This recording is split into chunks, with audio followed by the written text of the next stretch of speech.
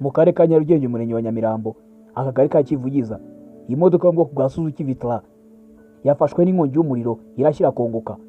Aya makuru turagezwa n'umunyamakuru wari watubereye mu karere ka Nyarugenge umurenge wa Nyamirambo akagari ka Kivugiza. Imodoka yo mu bwoko bwa Suzuki Vitara yafashwe n'inkongi y'umuriro irashyira kongoka.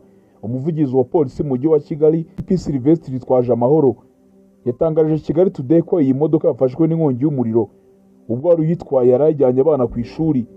Polisi y'u Rwanda ishami rishinzwe kurwanya inkongi yatabaye ariko igera aho yari imodoka yari imaze kwangirika.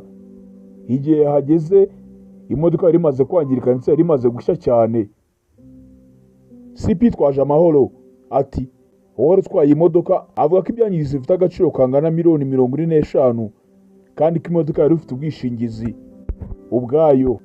CP Twaje Amahoro avuga ko hataramenyekana icyateye inkongi yatumye imodoka ishya igakongoka, ariko barakeka ko insinga zitari zimeze neza bigatuma ishya, ariko ko bagikora iperereza ngo bamenye icyateye inkongi y'umuriro.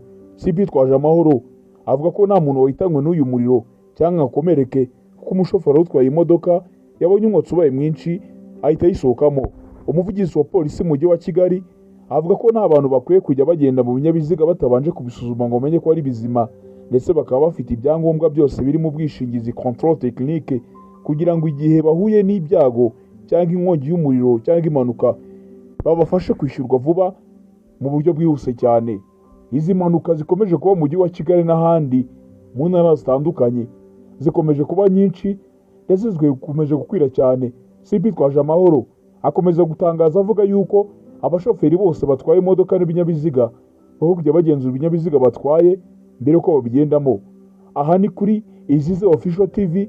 Ibuka kumanuka hasi ukora n'inzogera, ukore subscribe, ukore share, ukore na comment.